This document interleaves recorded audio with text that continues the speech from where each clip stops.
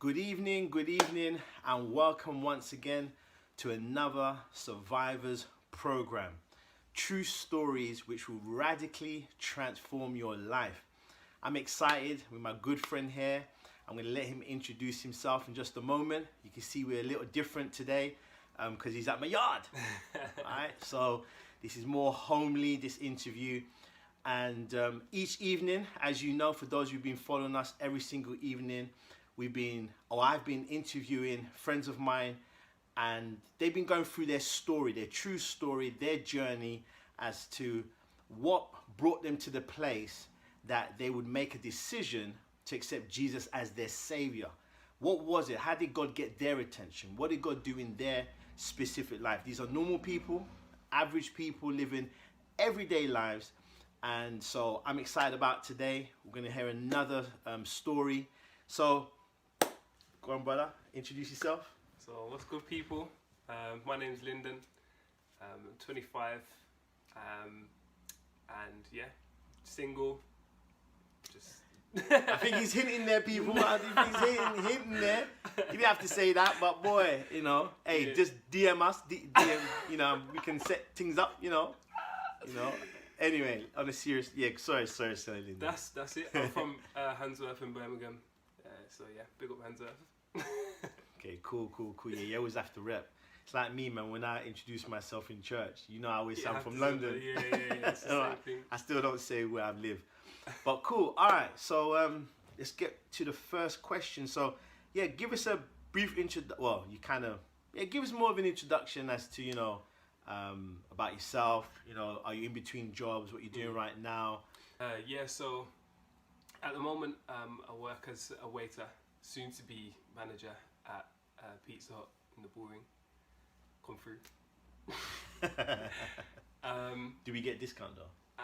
Only if I eat with you. All right, cool. Yeah, but my passion is, I'd say, teaching, biblical principles, especially to the younger generation, as well as, I want to go into counselling as well. So that's my passion. So yeah, that's me. Tell us one interesting fact about yourself. So, as you can see, I've got locks. When I started my journey of interlocking my hair, I told God that I wanted it to be a symbol of my faith. Now, in between the time that I started coming to church and obviously where I am now, I went through a phase where I stopped going and I was discouraged. And because the lady who does my hair was the same person who brought me to church, okay, I just locked all communication with anybody who was spiritual, because I felt like I was just living this double life, and I wasn't living up to the measure of a Christian. Okay. And so this dread here is my longest one. All right. And wow, it is long. Yeah, at the start it starts off nice and okay. Right. And then it just gets thinner and thinner and thinner. Right. And now it started off coming alright, but there was a point, so around here, where it's just proper thin. Right. It's because I wasn't getting it done. Oh, okay. So literally, I feel like my hair, the length of it literally tells a story. Oh, no way. Yeah. So it's almost like the prayer's been honoured, because it's like, it's the measure of how my faith was. Oh, wow. That's deep, man. That's interesting. Yeah. All right. Next one. Share with us one of your favourite quotes. Doesn't have to be spiritual, biblical quote. Mm-hmm. It can if you want, but one of your favourite quotes. Does it have to be a quote that's well known, or a quote that I made up? Your own quote, They're the best ones. If your own quote is your favourite quote, then go true in it, man. So that'll be a first, but boy, go true. Well, I think it's something that a lot of people can possibly relate to. So, I feel like let me say quotey. Quotey. The true measure of someone's character can only be fully measured in opposing circumstances. The true measure of someone's character can only be truly measured? Yeah. In opposing circumstances. Yeah. It's like, the simple example, if you have a friend and they say, oh, I'm this person's friend, a lot of people would say, wow, your true friend is who you are when you're not there. So when people are talking smack about you and this and that, and they're like, what? I know Mike, he's not like that, you're not even there. Yeah, you're a true friend. Yes, true. Only in the opposing circumstances can you say I'm that. But when everything's going nice, everyone can be a friend. You know? True. So. True that. So, we obviously are here because this is the story about those who become Christian and how that happened for them. So the question is, how long have you been a Christian, and did you grow up going to church? There's two questions. Yeah, so what was the first one? Am I a Christian? No, how long? How long? And we know you are, man. So we know you are. So I've been a Christian 5 years. Well, I count being a Christian as from when I kind of accepted that I was on that journey. Okay. So I started going to church proper, and I was like, this is what I want to do. Right. 2016, so 5 years, and then I was baptized the following year. Okay. Yeah. All right. And did you grow up in like a religious house? Did you grow up going to church? I would say no. Right. We went to church intermittently. I remember there was a portion of my childhood when we did go to church. Okay. But I didn't enjoy it. Right. right. It was like Church of England, so I was literally, it was Sunday school, and we'd come and listen to the guy speak, and I would just zone out. I'd be like, right. So I wouldn't say that we were religious. Right. But we did go to church intermittently. Right. Okay. Yeah. Okay. Cool. All right. So now take us through the journey where how did God get your attention to bring you to the place where you said, you know what, I'm going to accept Christ, I'm going to become a Christian. How did that happen? It's interesting. I'd say about 10 or 11. And you were 10 or 11? Yeah. Cool.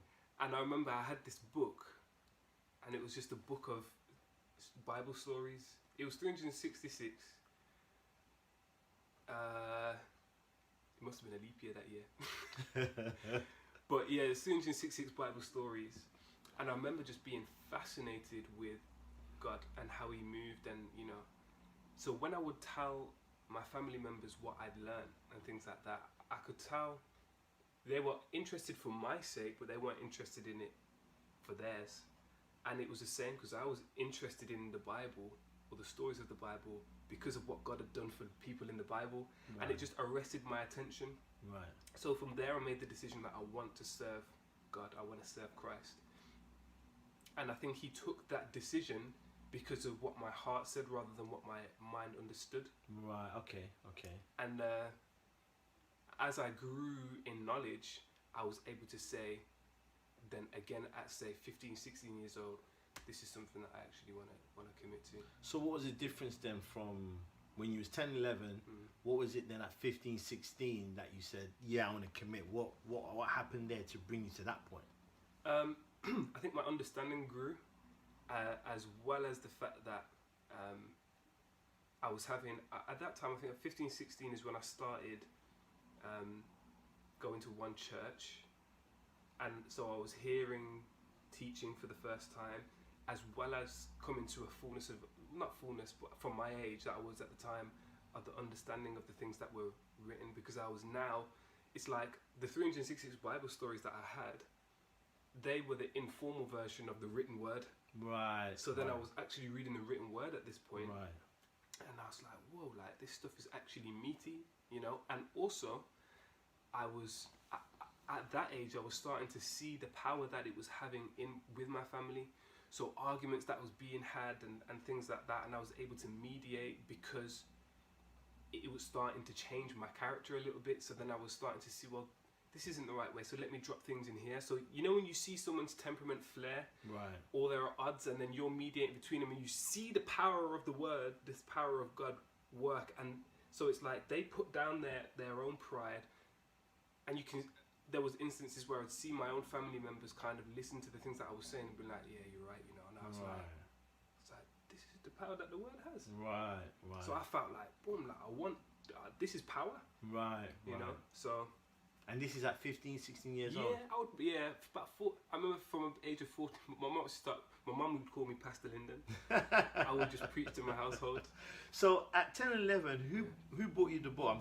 I'm assuming your mum, your dad, or a family member. I can't remember. I can't remember. We just had a stack of books. So it was in the house? It was in the house. I don't know who bought it. Right, okay. But it was, for me, it was just always there. So would you say your mum and dad, they have some faith, some as in they believe in God? Some would you say they're atheists, or they believe in? They definitely believe. My mum more so. Right. Definitely. So my mum, she's active as well. She'll pray. Right.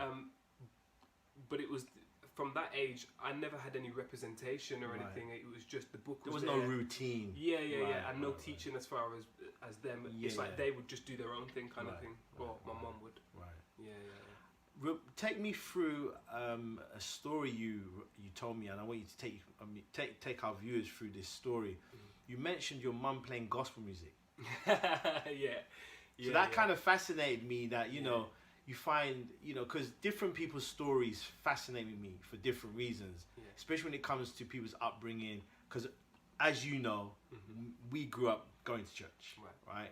In the Adventist church. So we grew up, quote unquote, in the Christian household. Right? And so when you hear well, my parents didn't go to church, but they listen to gospel music. You're like, well, it looked like they believe something. Because why are they listening to gospel music? They must believe in the words. Do you see? Do you see what I'm saying? And if that's a continuing thing, you think, I've just found that interesting. So run me through that story and So my mum would, she would, and I think it's an upbringing thing. So because she grew up with that. Oh, okay. Those songs, she remembers them from her growing up. Okay. And I hear little stories and skits of people online. That's why I'm convinced that so many, especially black people, we've just had the same upbringing. Right. So our parents have grown up listening to gospel music, and they'll be playing it while they were cleaning the house or making some sort of food or something. Right. And so that was her upbringing. So she remembers her childhood, growing up to listening to certain, she would call them sacred songs. So she would, play them, and she would say to me, "Oh, I don't need church. I've got church right here." But it's just her playing her tunes, and she's singing along to them. She's feeling something, right? So, but on one occasion, I remember I was in the shower, but because of the nature of how my mum was playing her music, it was just loud. So she had her music blasting. So I was hearing it in the shower. And there was one tune that really just, I don't know, man, it just resonated with me. And the words just says, I want to live for Jesus. I want to live for Jesus every day. I love you more and more. Oh, I want to live for the Lord. And I just remember, literally, I was listening to those words and thinking, man, it's like, because I wasn't saying anything, but I was listening and thinking, man, and I felt like this is a desire that I really want. Yeah, because I'd already started reading some of the stories from the book. Right. I just remember thinking, man, like I'm fascinated with this God. I just really want to live for him. Wow. Because I was seeing, maybe not even necessarily the rewards that came from, I guess you could say it was the rewards that came from biblical figures, patriarchs, right, in the Bible, and the rewards that they would get from.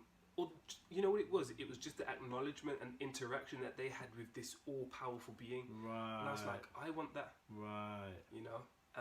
The fire from the heaven and all of that. It's like, I wanted to have that relationship with God. Right. This guy's powerful. Yeah. Use him as an ally. So I was thinking to myself, I want that relationship. And I remember just saying, like, I want to live for Jesus. And I was singing the song. So in that moment, it was like my first worship session, my first conversation with God. That's interesting that God literally was speaking to you through that music, through that song. Yeah, God just amazes me, man. You can't put him in the box of how he works. No, not at all. You just really can't. Yeah. So where would you say, bring us to the point where there was a turning point, a transition, because now you're going to church. It wasn't going to church out of routine before, but there seems to be somehow there's a spark, there's an interest. God has got your interest from 10, 11 years old through the storybooks. Yeah. Your mum likes playing gospel music around the house. God speaks to you through there. You make a conscientious choice there and say, and I believe God heard that. 100%. Because, but why wouldn't he? Yeah. You're asking, Yeah. man, I wanna serve you. Yeah, You see? yeah. So, but that's 15, 16. Right.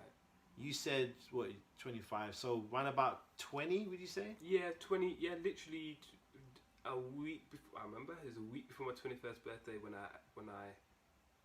I started coming to church proper. Yeah. Okay, so so lead us up from then 16. You've made a decision up to 2021. That journey there. What was God doing, and what did He do for you to make you go, yeah, I'm going to go to church, and then I'm actually going to give my life in baptism. So, you know, when it's so God, because I'm looking at this in hindsight, Right. like God didn't do anything then. It's like He just stayed the same. But me, I made I was living my life, and as I was living my life, I was making certain mistakes, opening certain doors that I couldn't then close. So let's say making mistakes, right, and opening certain doors I couldn't close. Yeah. Okay, that's deep. Go So on. I'll get into that now, but Right. it's like when I make that statement, I'm not making that statement to say that I was doing some madness. Right. I was just living my life because Like a normal guy. Yeah. Yeah. Because it's such a difficult time to navigate coming into your relationship with God. 11, 12, it's all good, but 13, 14, 15, 16 is adolescence. Yeah. And Different so- temptations, different trials. Yeah. And I was at school and I was having fun with friends. Football became something that I was big into, playing football with my friends, especially on a Friday afternoon because we finished school early. And then obviously sixth form time, 15, 16, the girls come onto the scene and it's like, ooh, you know, so I was like, man. And then 18, it's like clubbing. So I remember I got my provisional license. I was like, phew, I was down the club, man. Right. You know, and it was a fun time. But then there was other things that were associated with that. Now for me, that was drugs. Well, namely, it was weed, marijuana.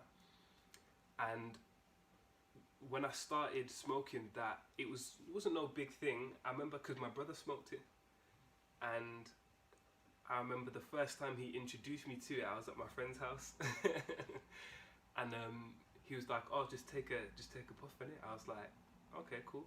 And I told him, I did it. I passed it back to him. I was like, "I don't feel nothing."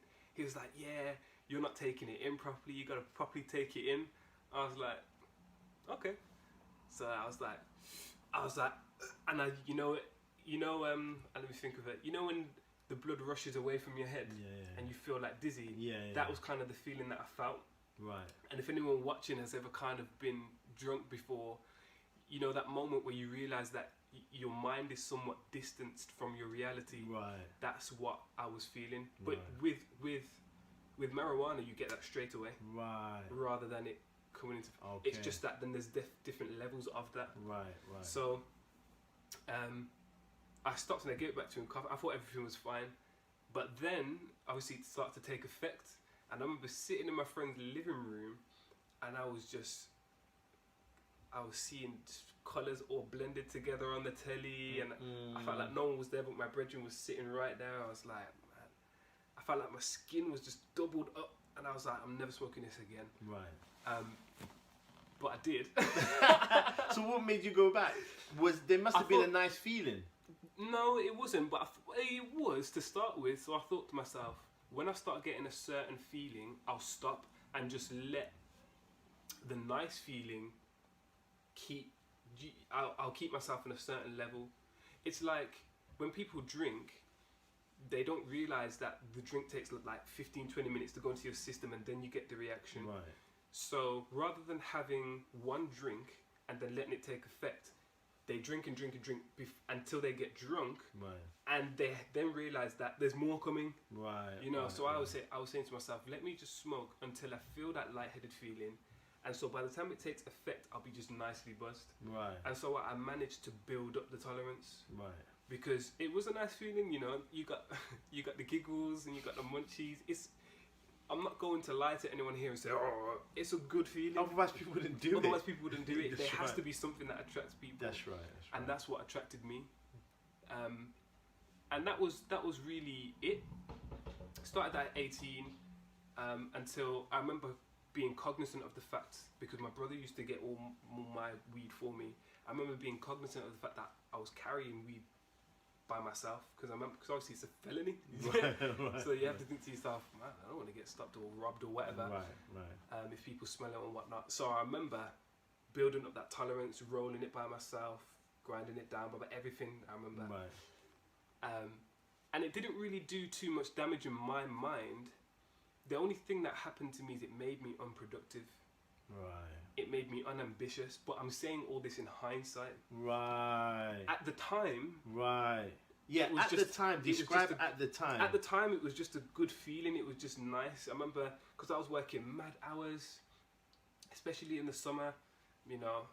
So it would be my de-stress. Okay. You know, so would you do it more? I was just doing it more like to cope. Yeah, yeah, it was a coping mechanism, but that's a thought in hindsight. Okay, See, I see what you're saying. At the time, it's just like you're trying to describe what you're feeling then, not it's bad, it's this, it's that. When because I'm saying that now, with clarity of mind. So describe it. So I'm glad you're doing that.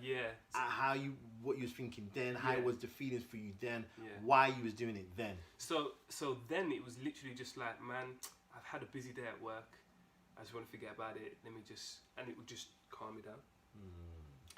And then in the evenings, because my siblings would work as well, my brother and my sister, so when they would come back from work, and we was always there, normally it'd be evening times, so then we'd share together, and we would just, you know, play music and just talk about our days and stuff and just chill. And that would be on our front lawn. And so that was basically it. So in my mind, it was just that every day. And on my days off, obviously, because I was just relaxed, I would have more. Because obviously I can't be high at work. So if I have an evening shift, I would smoke in the morning. You were smart to know that. I'd keep my job. Because I'm not. I was one of them people that I'm not functional when I'm high. If I'm high, I'll just sleep. Or I'll just laze around or whatever. So for me to be productive, I just need to be buzzed while I'm. So I smoke early, and then by the time a certain time comes, I can do whatever. But it started to develop little niggles in my character, my behaviour. So I wouldn't go to certain places if I was high, because I was like paranoid sort of thing.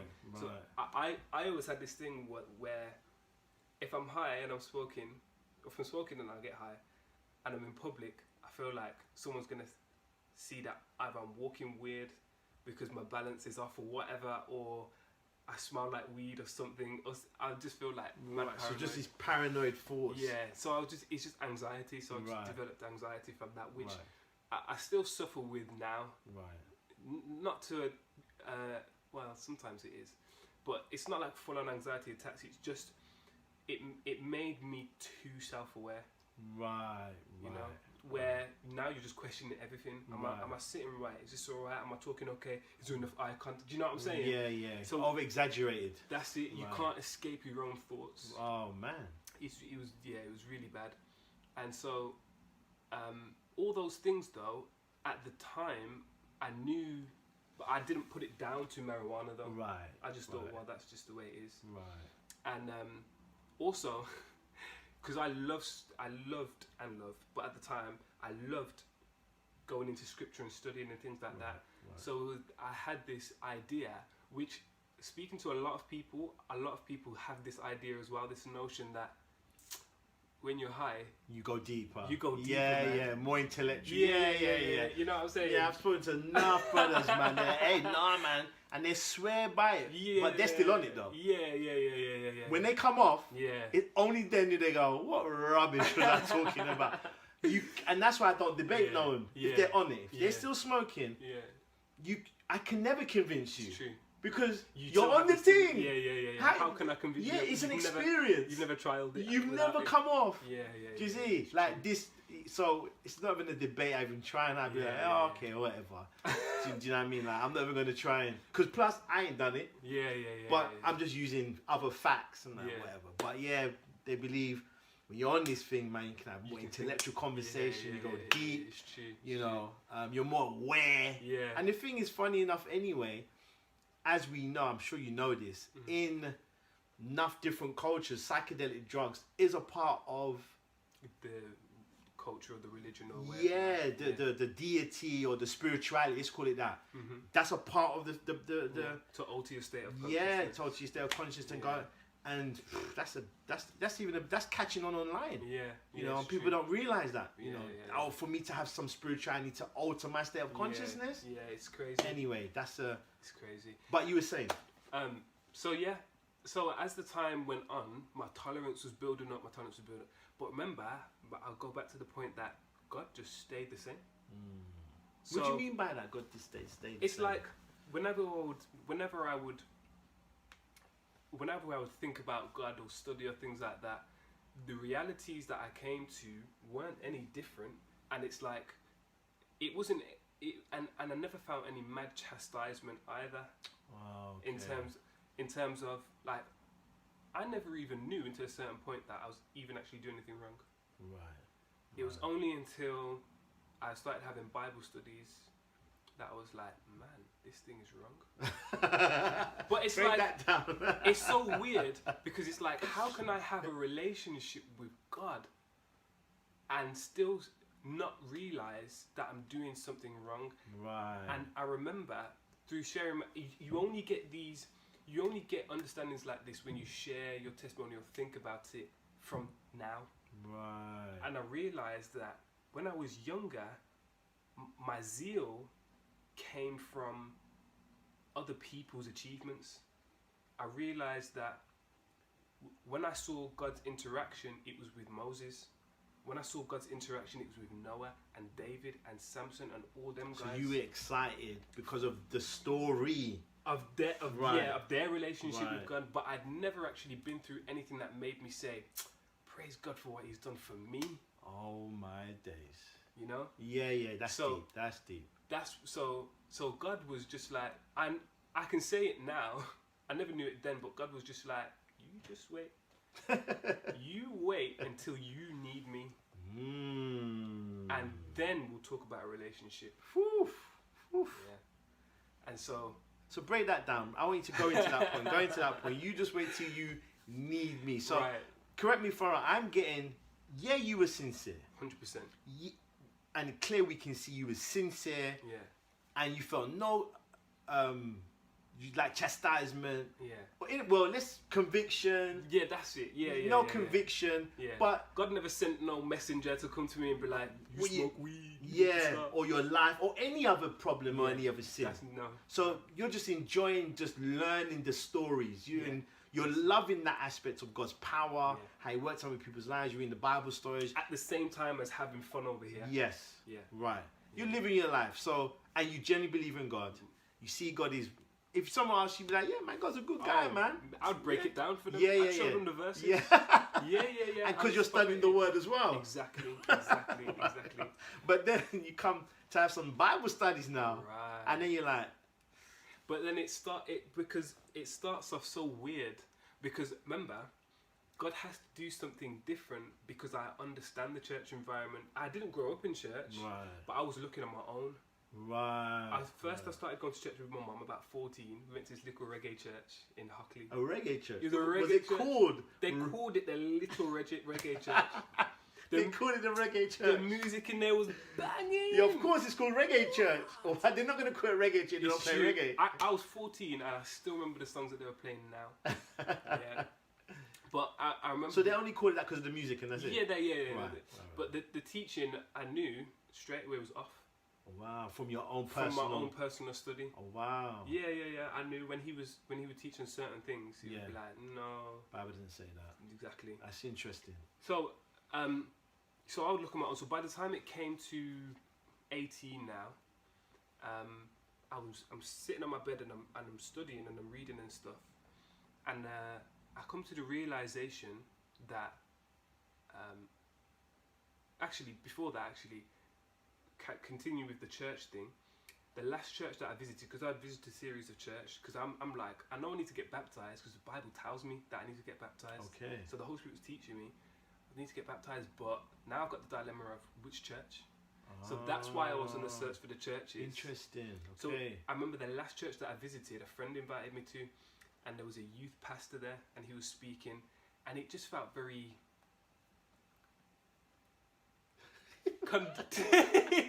condemning. Okay. He was very harsh with his words, and I was thinking, Right. you're speaking to people that I was older than him at that point, and I'm Right. like, you're saying things very generically, not understanding my struggles that you don't even have yet. So how can you talk about my experience as a blanket statement? Be so harsh as though you've lived my experience. And I was thinking, and I was so disappointed and frustrated with God. I told him, I said, I'm not going back to church until you find me a church to go to. And I was vexed with God, but I still loved him and I was still studying. So Right. God knew, and I knew, that I wasn't vexed with him. Right. I was frustrated with The situation. not knowing where to Not go. where to go, What, right. like, it's like, if this is your truth, then why isn't it easier than this? You You know what I'm saying? So, Yo, we got to do a whole talk on that. Just to plug that in there. yeah, why is there so much Yeah, it's. nonsense in the way? Oh man, Lyndon, man, you don't understand. These are good points. We have to do a whole talk on that because Yeah. people do. I've spoken to people, friends, and they're like, "Yo, but Mike, man, why is there so many churches and why is there so many religions? Yeah. Why is it so hard?" It's difficult. And they're actually sincere. Yeah, like yeah. one of my brothers, he's got a Bible. Yeah. He was reading his Bible. He's like, "But Mike," and he used to say to me, "The Bible must be confusing, hence why there's so many different opinions." Oh, wow. Because he goes, if it was simple, then we'd all get the same. See, then God gets the blame. Do you see? And that's a logical conclusion you would make. You would assume, you know. And you know, we had a good conversation, and I explained to him, why there's different misunderstandings, whatever. But the point is, people get discouraged. Do you see? And you're right. So we could really home in on that, but that's another interview, man. But yeah, continue. That's interesting. You said that. Yeah, man. So You expected it to be just plain sailing. yeah, just okay, get baptized here. I don't know what I was expecting, but I thought it'd be easier than what it was. Right, So I told him I'm not going back to church until you find me a church to go to. Right. So I would continue studying just in my room. That was the place of my study. Where me and God met every day was in my bedroom. The Holy Spirit taught me on my bed. When I would read the word, read a little passage, and look up like this, the Holy Spirit would teach me, and I would just muddle through my own thoughts, until I reached a conclusion. Right. Sometimes it wouldn't take, I'd have to go over it. Stuff like it's because it's study. Right. And further on down that line is where, and this wasn't no little thing either. This was I remember doing this from the age of 14, but I was reading it linear, so cover to cover the Bible. Okay. Right. But when I turned, not on my birthday, but when I turned 18, I remember coming to the conclusion, it was around 19 actually, that the Sabbath was not the day that everybody actually went to church. So I realized that Saturday was the Sabbath. It wasn't as deep as Friday, sunset, Saturday, Right. but I knew that Saturday was the Sabbath. Right. And I was thinking, I'm reading Seventh day. the seventh day, and Right. and that was because I had no concept of any other writings or authorities. It was just the Bible Right. that I was reading, and I was Right. like, but hang on though, I'm reading a timeline of Jews and their life, things that have been orally and just spoken and written down over the years, traditions and things like that have been kept. These lot still go to synagogue on They're Saturday. still keeping the Sabbath. They're still keeping the Sabbath. So how has it been? So I knew, boom, we are keeping the same traditions some of them, but we're Christian, so it's like that hasn't changed. I know that I'm still to keep the Sabbath, so I knew that was Saturday. So I knew from that time on, I knew I was looking for a Saturday church. We took it down even further.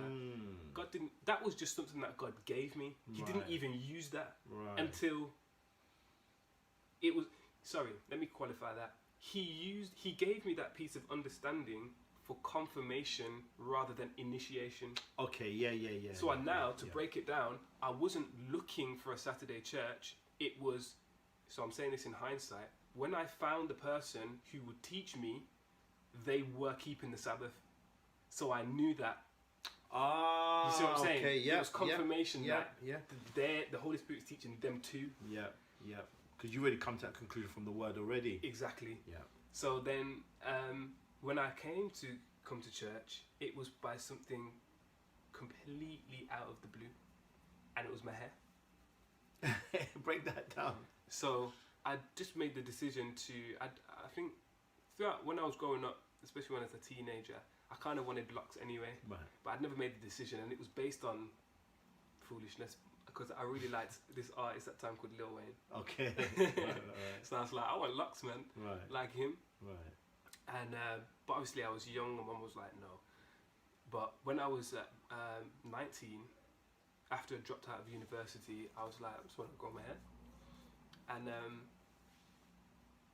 shortly after, because my mum had my little sister at that time, and I remember at the christening, a family friend who's, I think their father. So the lady that approached me, her children's father is Rasta. Okay. So when she got all their children's hair locked, she would go to this person, and she was like, "Oh, I noticed your hair. I had it freeform, just twisted by myself." Right. At this point, because I was growing my hair, and then she was like, "Oh, if you want to lock your hair, if you want to get it locked, boom, here's a number." And I was like, "Okay." And I did what I wanted to get locked, so my mum was like, "Oh, just call her." So I called her, and I went down to her house with my brother that one time, the first time, and it was Audrey Reed. You know Audrey Reed? No way. And it's a good watch, man. I'm telling you. When I walked into her house, she had a Christian film on the telly. The chair, because she does it now when I do her hair. Right. 6 years later. When I come to her house, the chair's already out. She's just waiting for me, with the cushion on it, and she's got all her instruments there.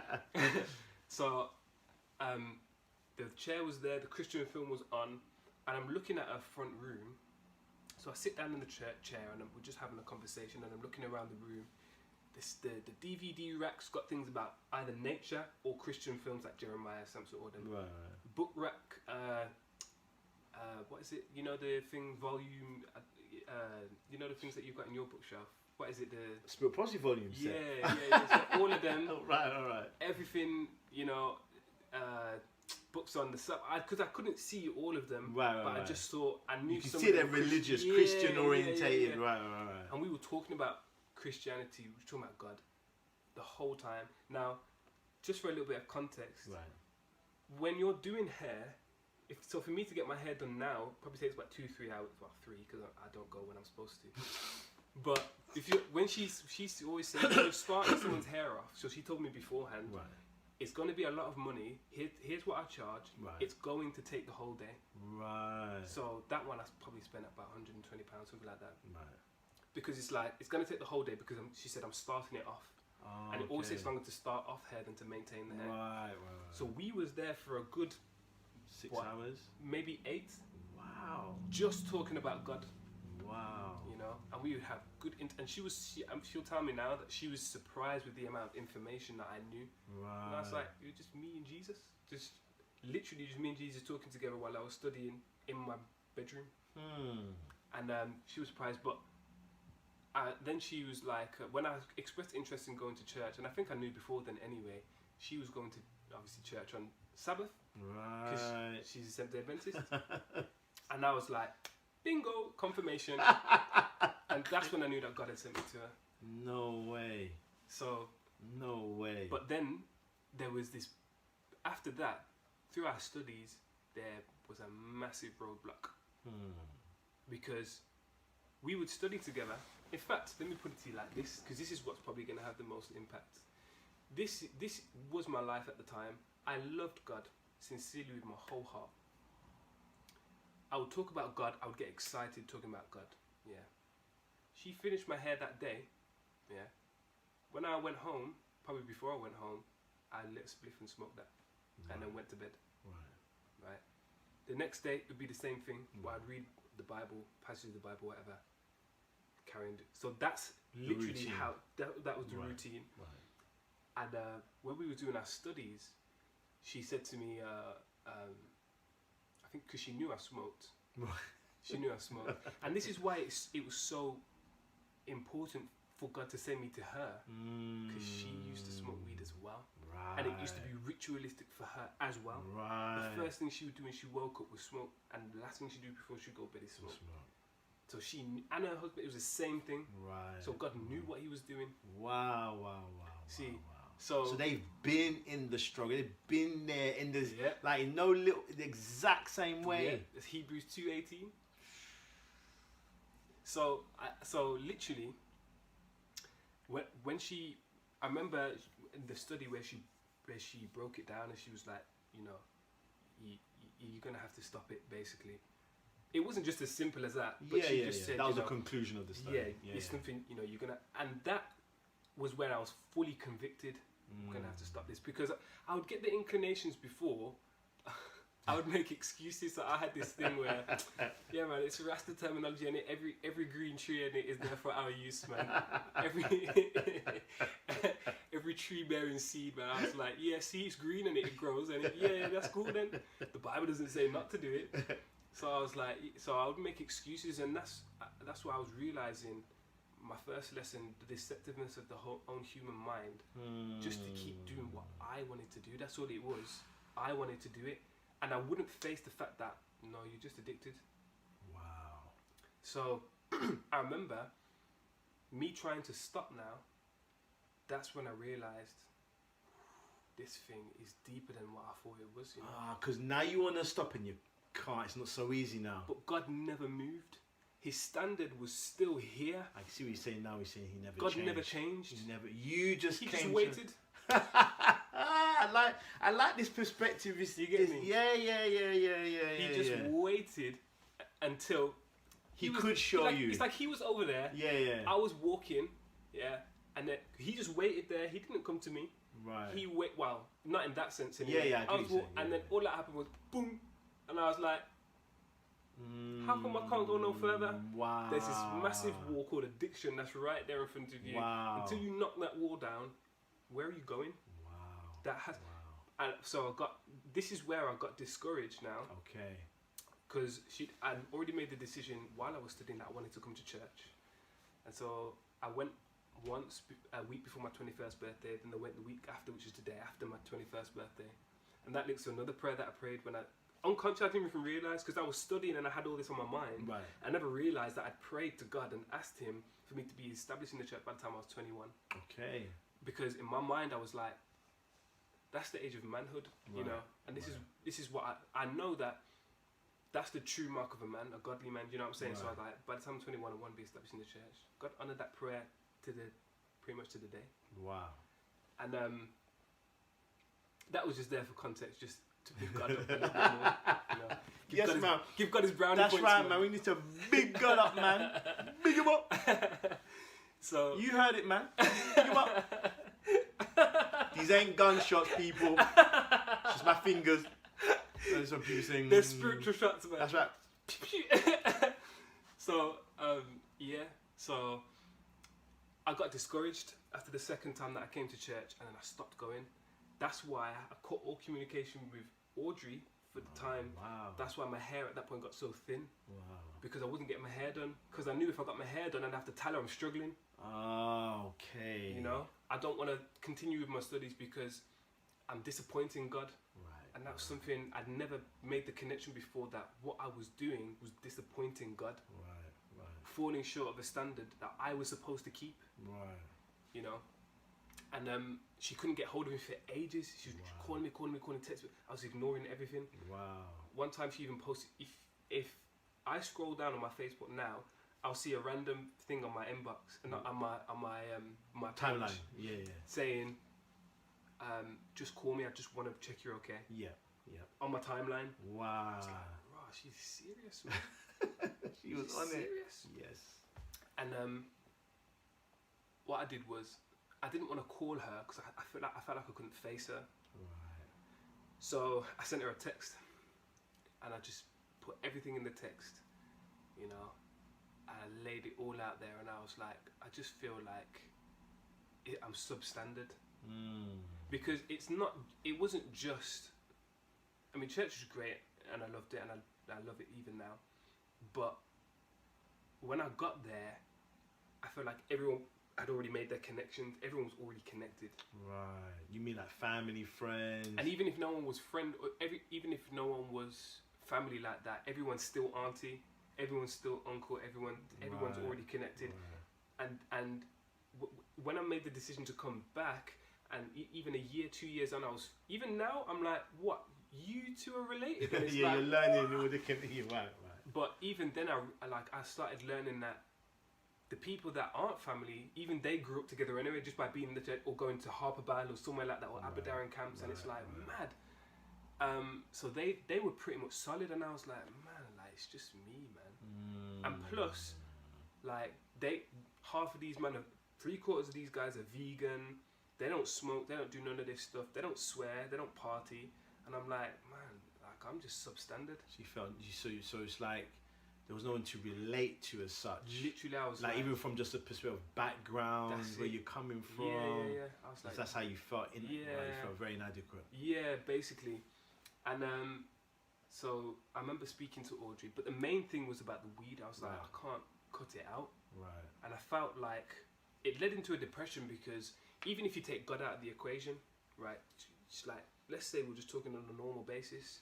You're telling me I want to do X, but I don't have the power to do X. As a man, how is that supposed to make me feel? You're going to feel bad. You're You going to feel rubbish.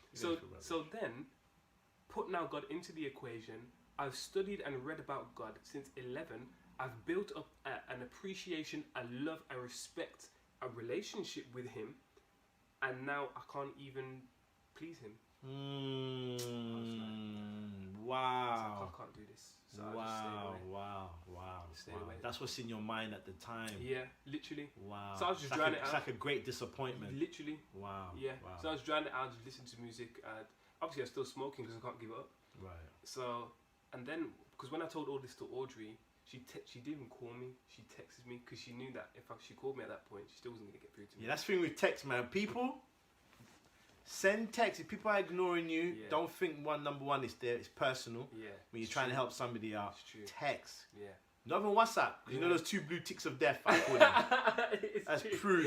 Because not everybody knows about the, turn off the privacy, It's so true, it's just 2 black ticks, right? It's true. But text message, Yeah. not WhatsApp, not Signal, not Telegram, text, because you will read it. Yeah, it's true. Just to see what they're saying. Yeah, 100%. And then there's no way of you tracking whether the person's open. Well, I don't know a way of whether the person's opened it, or whatever. Yeah. But the point is, yeah. it's delivered because yeah. it tells you on your end on your phone. Yeah, delivered.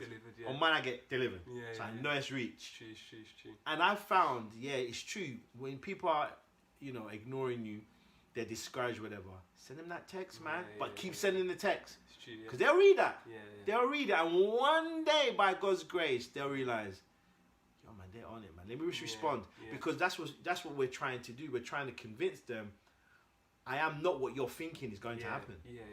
Because we have to get used to that type of love. We don't just. That's just not normal. It doesn't just grow on trees. Yeah, it's not. You see? It's not. That's why a little lesson for those of you, this is not a Christian thing. Any of you watching right now who have people struggling in anything, drugs, mental health, low self-worth, whatever, right? Family members, friends, don't just give up. They don't want to know.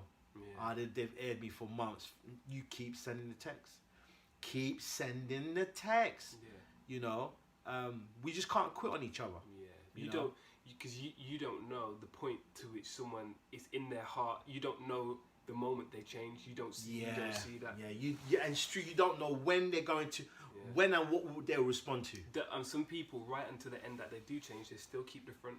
It's true. What are you looking for? You know, a person who's angry all the time, are you looking for when they smile a little bit more? What are you looking for? It's like, if they change, they're going to change their behavior. It's not always a smile or whatever it is. Yeah, yeah. But yeah, so when we spoke about it, obviously I don't remember the whole conversation, but I do remember her saying this, because at this point, these are Bible studies. I didn't know at the time. I mean, I did know at the time, but I didn't set a date for it. But I knew that I'm leading up to baptism. Okay. I'm not just studying for no reason. I want to get baptized. I know that this is the order of things. You know what I'm saying? And I'm happy with the fact that the church and the people that I'm speaking to, they have the truth, because I had it locked in my mind already. I have a standard of what I know the truth to be. Right. I'm looking for people to speak to that match that. Right. So when I came to the Vintage Church, they were matching that. Right. And plus, the thing that sealed it for me wasn't even the teaching. You know, oh man, those studies on the sanctuary and all. I was like, what? This was gold to me, literal gold. I was like, what? It was the children's story. No way. Because I was like, this is the only church I've been to in my search who actually had something dedicated in front of the whole church just for the children. Yeah. Because normally the children go somewhere else. Right. Yeah, and then they teach. But this is where adults, hush your noise. Yeah. Sing for the children while they come. Right. Encourage them. Right. Let them sit at the front. You are now the audience rather than them. Right. You are now the audience to which they are ministered to. Right. And that's what I loved. And I was like, sold. Wow. But I knew at this point I'm on the road to baptism.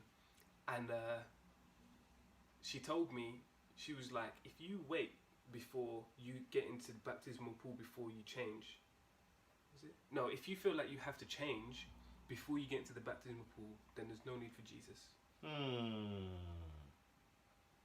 I was like, that's true. Because if I have to do an ounce of work before I'm worthy for Jesus, then that's not what Jesus stands for. That's not Jesus' message. He says, come to me, you know, I will make you whole. And I was like, wow. So there's all types of things in my mind now that I had to destroy. Self-doubt. So in essence, it was just self. Right.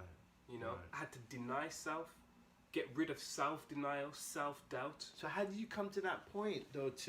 So what happened then? So obviously it looks like you've gotten baptized, but how do you get to that point to even be like, I'm accepted, so I can make this decision to get baptized, surrender, and then did the desire for weed go before, afterwards? How did that happen? Run us through the process. That was, I'd say, that moment, that just what I described there, that was the moment where I was like, right, I'm on this thing then. You know, the desire, it didn't go. Right. And I'll be honest, I did expect it to, but it never. Right. But I was on the thing where, because of what Audrey said to me, I was like, it doesn't matter if it stays or goes. Right. Because it's like, Jesus is going to help me. Wow. You know? And with that in mind, that's what really broke. Yeah. After that, I was like, right. And that moment is when I decided I'm going to carry on, and I kept going. Wow. You know, and I remember, because you got to understand that. So how long did you stop going to church for? Do you know? Probably about 2 or 3 months. Well, and then so that moment you said, I'm going to go back to church. Yeah, I'm just going to keep going, yeah. Wow. And then I've never been away from it since. I don't know when this desire is going to go, but Jesus is going to help me. Yeah, that's it. Wow. I was in it for a long. I was like, it's going to be difficult, but if I want this to go, I'm just going to have to keep going, and because that was the moment I realized that it's not surprising to God. Yeah, he's not shocked. He's not shocked. Yeah. And it's like, why would he? It's like, he's helping me, even though we both know I'm wrong. But he's still helping me. Yeah. He still sent someone to bell off my phone multiple times a day. Text off my phone, not stop, why is he sending that? When we, like, what, is he pretending I'm right or something? Oh, you can continue doing that, you know, but as long as you just carry on reading and praying. He's not saying that. It's just like, don't give up on me though. We'll work through this together. I just don't want you to go. Boy. Woo! know, I and thought that- this was for you lot. It's for me. Don't about you on there. But boy, I've got the spirit up in here. Yeah. So, and oh man. So wait. Just Go say on, that go on, again go on. because this is so good. Yeah.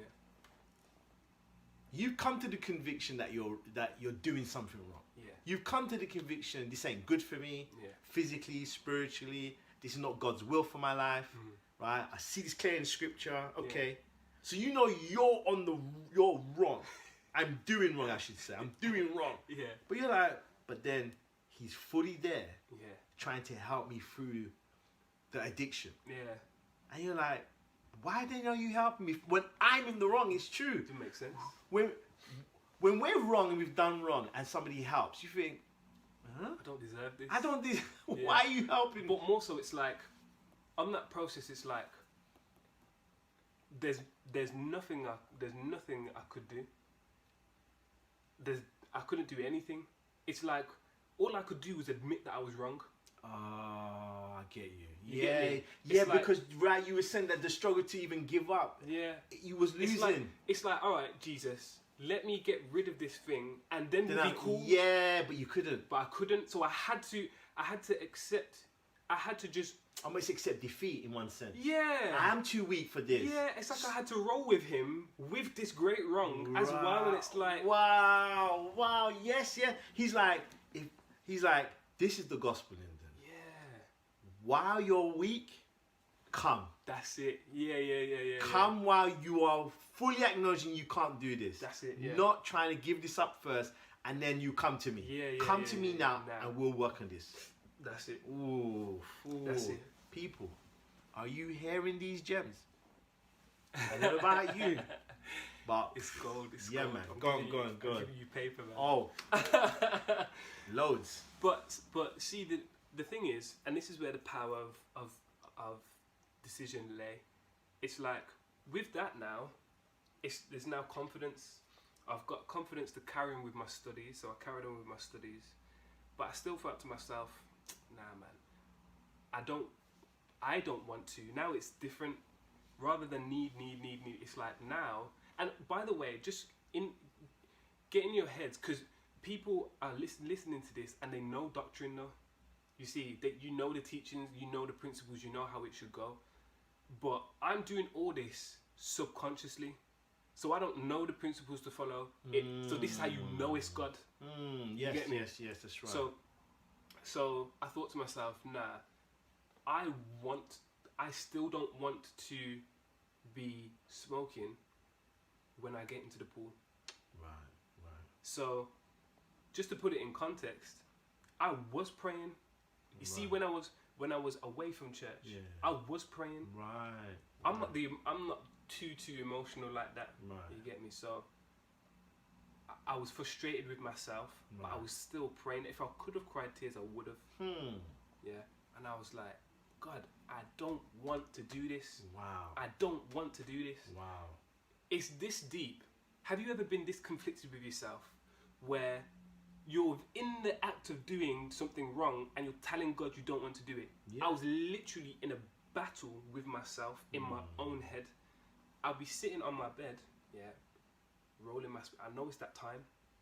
I'm getting out the things, and I'm saying, God, I really don't want to do this. You know, like don't give me power not to do it. You know, give me power.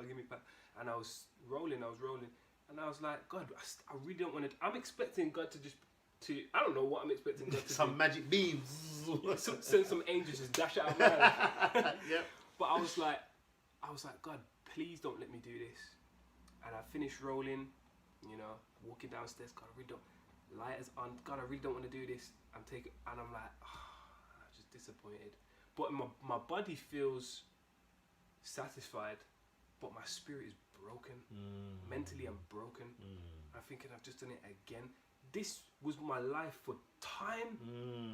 But over time, when I had the understanding, I was like, the penny kind of dropped. I don't know, it was God obviously, but it was a subconscious thing where I was like, I was determined to not carry that into the pool. So literally, the day before my baptism, what I did was I separated my weed and my tobacco, and I gave it to my brother and my sister, and I was like, yeah, I said that. I'd left my grinder somewhere else anyway, so I was like, I don't have to worry about that. Right. So I wasn't coming back to anything that day. Right. So that day went so quick. It was the best day of my life. And got baptized. When I came home that evening, because it was a long day, rang the doorbell. My sister answers the door with a spliff in her mouth, ready to go outside. Right. Yeah. And it's like I didn't even have no time to prepare. Right. The devil literally met me on the doorstep. Right. Yeah. Right. And I had a decision to make. Right. I'm going to go in to do it and then ask God for forgiveness. Knowing that I've just been baptized, I've made the decision that I don't want to do it. Right. Now, your decision to not want to do it goes a long way. Don't think that you don't have the power to make that decision. You have the power to make that decision. It's just that you can't solidify that on your own. Right. I like. You get me? Yeah. Because we have the will to choose. You have the will to choose. Yeah. If you say, I'm not doing that, Satan's like, really? You know, my yes means more than your no. Satan has more power than you. But then Jesus, this is the way I visualize it. Right. If anyone's ever watched The Lion King, you know where young Simba, he does the roar. Oh yeah. And the roar is so weak. Yeah. But then you got the ancestors in the clouds going, "Rah," and it comes out so loud, and the man them are like, ah. That's what it was. It's like when you say no, and then the devil says, what? Yes. God then says no. Backs up your no. He adds power to the no that you said, and the devil trembles and flees. And that's the way I saw it. It's like, so what I did was, she went out there, and I was going to go and join her. Right. I just went into my kitchen because it's the first room that's there from when I walk in the house. And I got on my knees and I said, God, I really want to do this.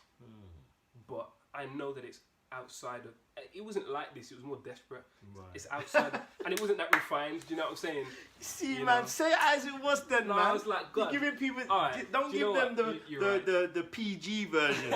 Give them the R version, which is the real version. Because I wasn't swearing or nothing like that, so I can say it. So I was like, God. But even then you just go beep, beep. I would never swear to God. Because look, what we're learning, what I'm learning is God works literally, when we say this, God works with where we're at. We're hearing it. Yeah. God's literally working with it because he's seeing your heart. You know when people say God knows my heart? No.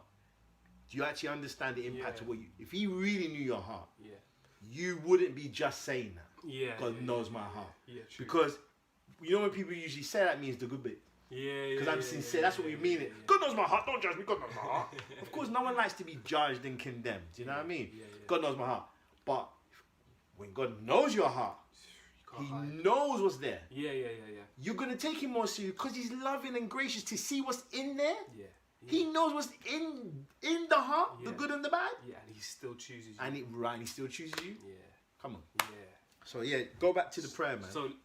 So because that's what happens to us when we give our testimony. Because we know knowledge now and verses. We're giving it in this pristine, it's true, Christianized version. Okay. So I'm glad you said I was more desperate. Go on. So I said, God, I really want to do this, and you don't want me to, innit? So I said to him, you have to find. I didn't say please. I said you have to find a way for me not to do this. Wow. I said, I need your power now not to do this. Wow. I've said no and I'm not going to do it. Wow. But everything inside of me is pushing me out of the door. So I need you to do something to stop, right? And so I went and did whatever. I think I was having a conversation with my mum anyway, because I was upset that she never came to my baptism. Right. She had work. And then what I did was I went to bed. I just went to bed. But the problem was this. I couldn't sleep. So it's not even like God, you know in Genesis where it said, and God made sleep fall on Adam. I was praying for sleep to fall on me, but it wasn't happening. Is that because your body was so used to having it at the time? God made me feel it. Wow. He made me feel it. So you made a choice, the physical. This is what I'm saying. Wow. This is the principle. Anytime I share my testimony, anytime, I always put that in there because it's such an injustice not to. Because when we pray and ask for deliverance, we think that it means spare me from the feelings of what I want. No, that's not a lesson. Woo. But we don't expect that anyway. If I cut you on your arm and right in front of your face, you see it goes, you'd be like, what's going on here? Yeah, so why do we expect it in our emotional and mental lives? It's true. You've cut yourself. I actually cut myself the other day, man, with a knife. Yeah, and it's for ages. Yeah. And I had to pressure it down. Yeah. It was paining me. Then I had to put tissue on it for ages. Yeah. Then a plaster. There's a process to healing. And God has to show us how to heal. Because there are other things now that happen in my life. And I'm realizing that it's a process. It takes time. Right. Imagine God would have just patched it up real quick. Poof. Everything's gone. What would that have shown me? That's interesting. That means I can pick up the spliff anytime again then. No, it's just going to go poof. No, you have to feel the consequences of what you've done. I've delivered you, and I knew I was delivered. I knew. So would you say then that deliverance then, what in your experience there was faith? Because you had to exercise faith. Precisely. Because your faith has to go past what you're feeling, 100%. what you're seeing. 100%. And I don't understand that on that level because I've never been addicted to that on that. We're all addicted to something in some times of our... So I'm not going to say never been addicted. I've never been addicted to that. Yeah. You see? Yeah. So, but that feeling I can only imagine where there's a physical pull to go to something, but your mind's like, God, give me the strength and the power. Yeah. And you now can't sleep because... And as well, memory. Yeah, it's natural. Muscle memory. Like in sports, you got muscle memory. Yeah, I would do like little things.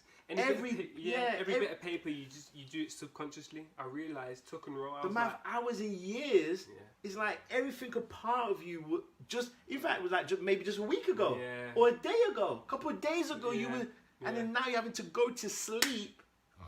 Nah. I was, didn't sleep. So the faith, God was helping you to try and exercise at the time. Right, yeah. That's immense. Literally. So that's what he was strengthening. Because I couldn't, that night, I probably went to bed probably about 10:30, maybe 11. And I didn't sleep probably till about 2, 3 a.m. Wow, just rolling around. I was so vexed. That's my word. And I think that's where it starts. Because now I will stay up till 2 or 3 a.m. Until I'm tired and ready to go to bed. Right. Because if I do it before, I'm so vexed that I've made the choice to go to bed and I can't sleep. Might as well stay up. Right. I think that might be where it goes to. But right. the long-term things on the end of that was as well, like I remember shivering in church. Yeah, I remember.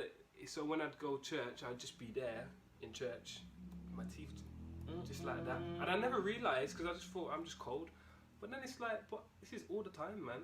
And I never realised. So are those withdrawal symptoms? Yeah, and I never realised until it stopped. Wow. I consciously remember I'm not shivering no more. I'd go places and I know it's cold, but I'm just cold like how everyone else is cold. Yeah. You know. Wow. So you be in church having withdrawal symptoms. Yeah. And that was the reason I never realised as well is because that carried on so long. That was probably about a good year or so after I'd stopped. So what kept you going and not quitting? What kept you? I felt like. Not saying there's anything wrong, anyone going through these experiences, you might trip up and whatnot. That God's grace is. There's no depth. There's no height. There's enough. So God even has promises. The Word of God has promises to take in consideration. You might trip up a few times. And you can read that in 1 John chapter 2 verse 1. My little children, these things I write unto you that you sin not. And then it says, but if any man sin, we have an advocate with the Father, Jesus Christ the righteous. So it says, if anyone sins, you still have an advocate. So to the believer, it still says to you, even as a believer, you fall. Jesus doesn't kick you to the curb. He doesn't say, you've fallen again. You're struggling over this sin, this issue. You haven't got this out of your life yet. No. If any man sin, we have an advocate with the Father. So the representative doesn't quit on your case. Yeah. So just say that just in case. So, but what made you continue to kind of go through? and not quit? Although What was the thought or the idea, or what was it? I'd got what I wanted. So you're gonna keep it? It's like, but God has answered the prayer. Right. So you're gonna just fight through. The thing is, because the intensity of it is this. The very thing that I had, like, I would have substituted that over me sitting on my front lawn with visions of me. Well, when I say visions, it wasn't like godly or nothing like that. It Right. was just desire Right. of me in church, like doing the things that I enjoy doing now, teaching. Oh, I see what you're saying. So That was right. This is better than what you've always wanted. Yeah. I wanted that for so and long. the desire was so simple. I just want to not be forced to smoke if I don't want to. I just want that choice. Right. It was so simple. I didn't want anything other than that. Right. I wasn't asking for anything other than that. Wow. You know, I don't want another job. I didn't want this. All I want is the ability to choose to stop smoking if I want to. That's all I want, God. That's deep. You see, and that's the scary thing with sin, that we don't realize when we're in it. We think we can just give up when we want. And it's the time. It's like Jonathan said this point years ago. How do you know you're not a slave? How do you know? You say, I'm not a slave. Give up then. That's true. And that's when you realize the things that hold you. Yeah. Give it up. Yeah. And you realize, it's like I remember one time, you know, just as a test, you say, I'm not addicted to TV. None of us would say we're addicted to TV. Like, average person. Yeah. You don't watch TV all day, every day. We've got things to do. Okay. Give up for 2 weeks. As soon as if in your mind you go, Yeah. that's an addict. There we go. Whether you like, to a small degree, it doesn't matter. True. If you're kind of going, if you go, yeah, that's easy, and you do it, then of course it don't bother you. You're not addicted. But if you're like, man, 2 weeks. If there's that little, that doesn't mean you're not able. Yeah. But why was that the little twinge? 100%. There's a little 100%. reluctancy. Yeah. Because you love watching whatever you're watching. Yeah. I'm not talking about what we're watching. It doesn't matter. It doesn't matter, You yeah. love just sitting down. Yeah.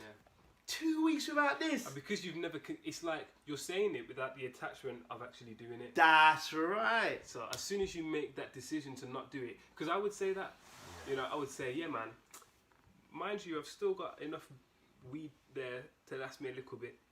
And I'm saying, yeah, man, after this is done, no more, man. Right. And normally it's after I've just come in for a spliff as well. Right. And I would have to, because you don't pattern yourself, you don't look at trends that you've done, and think, oh, I've only said that because of this. Right. Right. And so I was fortunate that God gave me the ability to look into my own history, as if you want to say that, and say, well, you've only said that now, and look now that you've run out. Who you calling now? Yo, bro. You know what I'm saying? Yes. So it never lasted anyway. I was only saying that because I had it. Right. All right. So last 2 questions or last question. What, I think you've answered the question I was going to ask you about. What major transformation would you say God worked in your life? I think you've answered it. Yeah. So last question, what challenges that's it. What would you say to your younger self? If you could give advice to your younger self, what advice would you? I know there's 3, 4, 5, there could be many things, but if there's one thing you could say to your younger self, what would it be? The young Lyndon. What age are we talking? Yeah, I was specific with some. Your 18, 19-year-old self, when now you've made decisions to come to church. What advice would you give yourself? Conviction. Yeah, no. When the conviction came. When the conviction. On that, this is not really good for me. This is. Okay. What advice would you give your younger self? At that time where you were discouraged. Oh, and to you carry on. stopped. Oh yeah. What advice would you give your younger self then? I would say.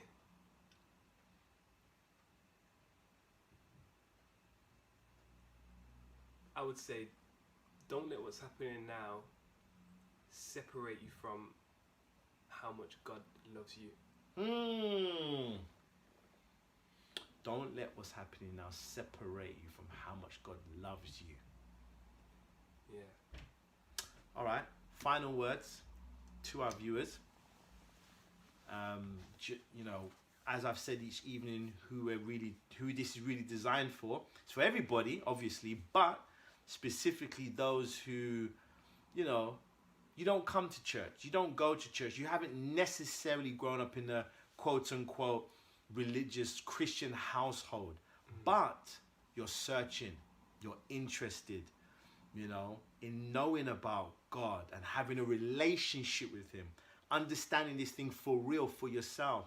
You've heard God is love, but you want to experience that for yourself, this peace. And, you know, so we're not talking to, this is not really to generally just Christians, so to speak. But obviously this will reach everybody who wants to listen, you see, because these are true stories, real stories. This ain't a preaching, this ain't a sermon. This is Lyndon. You've heard, you know, the other speakers as well, I should say my friends as well. So to that group of people, what final words, your words, what would your final words be to them who are on that journey? They're on the journey. Like, imagine it's people like yourself, other people, maybe different addictions. What advice would you give them? Floor's yours. I'm saying this knowing that it's difficult.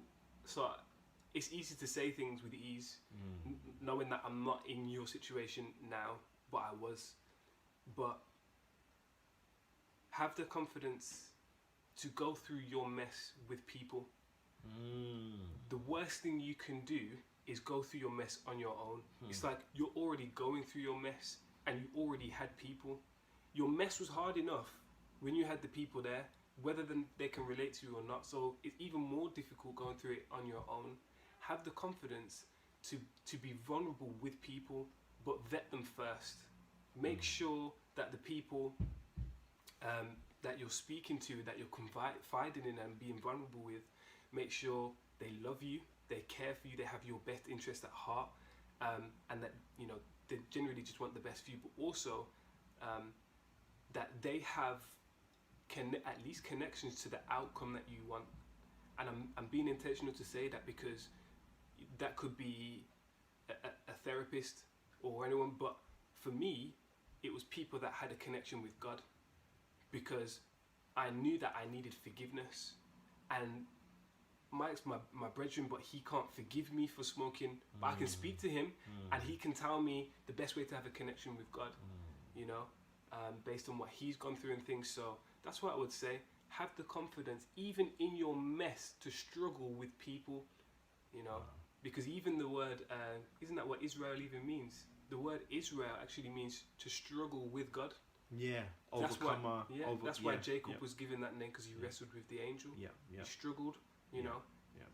Be confident enough to go through your mess with people. Don't shy away, you know. Don't go over there by yourself, because it's worse over there. You know, that's where the devil can really have his advantage. So that's my final words. And obviously, I don't know if you'll tag me in this or whatever, but if you need someone to speak to about it, just hit me up on socials. And I'm on Facebook, Lyndon Caddle, or Lyncad on Instagram. Just shout me in it. Yep. So that's be coming on the screen right now. I'm glad you said that, because with the other speakers as well, depending on what they've said, I said, look, if people have questions, and you reach out to that person, because the viewer, you've resonated with them. True. So you're going to resonate with their story. So no point messaging me. It's not my story. Do you know what I mean? I won't be able to, you know, relate to you and talk to you on that point. Theoretically, but that's not what you want. True. You want to relate to the person that shared their story, that hit you in that certain way, and that they can help you transition and go further down along on the journey wherever you are. So his socials are coming up. Every person as well, we put this. So, I mean, Lyndon's socials are coming up on the screen. So reach out to him. Obviously, mine always comes up on the screen. Reach out to me for whatever questions and what have you. So thanks for saying that, Lyndon. That's key. But yeah, man. So look, thank you so much for watching and for listening. And like I said each evening, I don't need to beg you to go and share this, because if you enjoyed the meal today, you're going to say, look, you need to come to this restaurant. That's it. Because they're serving some good food. So if you enjoyed what you participated in today, I'm only going to remind you to share it because it helps the algorithms on Facebook, you know, and you got friends and family who I know there'll be people in your life who are going to benefit from this. So remember to share this video, comment, like our Facebook page. If you're watching on YouTube, subscribe to our channel and reach out to us. Take care. God bless. Ciao.